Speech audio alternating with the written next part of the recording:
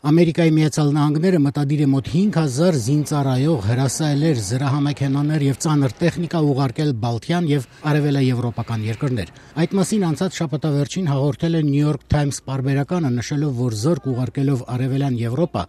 Միացյալ Նահանգները փորձում է հակազդել Ռուսաստանի ագրեսիային։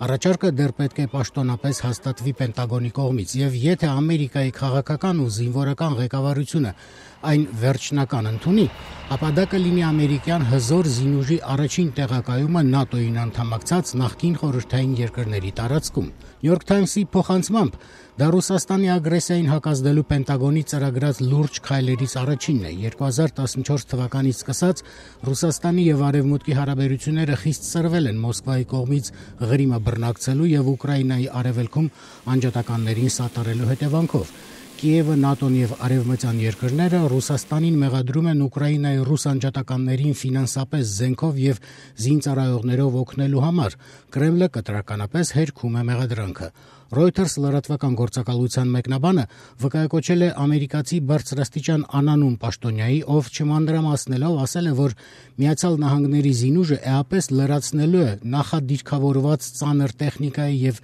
զինամթերքի ծավալը Եվրոպայում։ Դա բոլոր դեպքերում քանակի առումով զիջելու է տարածաշրջանում ռուսների կուտակած զինուժին, սակայն կլինի Մոսկվային հասցեագրված հստակ ուղերձ։ Ամերիկացի պաշտոնաթող ծովակալ Ջեյմս Ստավրիդիսը New York Times-ին ասել է, որ Ամերիկան խելամիտ փոփոխություն է կատարում վտանգված դաշնակիցներին սատարելու քաղաքականության հարցում։ Մեկնաբանելով New York Times-ի հաղորդագրությունը, Պենտագոնի ներկայացուցիչ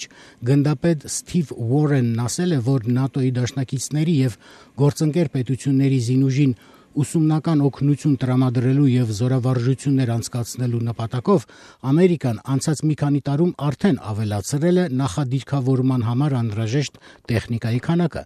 Միացյալ Նահանգների զինուժը դաշնակիցների հետ քննարկում է այդ տեխնիկայի եւ հանդերձանքի տեղակայման առավել հարմար վայրերը որոշելու հարցը, ասել է գնդապետը, ավելացնելով, որ վերջնական որոշում դեռ չկա։ Նշված ծրագիրը դեռ պետք է ստանա նախագահ Բարակ Օբամայի եւ պաշտպանության նախարար Աշթոն Քարտերի հավանությունը։ ՆԱՏՕ-ի պաշտպանության նախարարները այս ամիս հանդիպելու են Բրյուսելում։ New York Times-ի մեկնաբանի փոխանցմամբ նախնական ծրագիրը ենթադրում է 150-ական ամերիկացի զինծառայողի տեղակայում Բալթյան 3 երկրներում,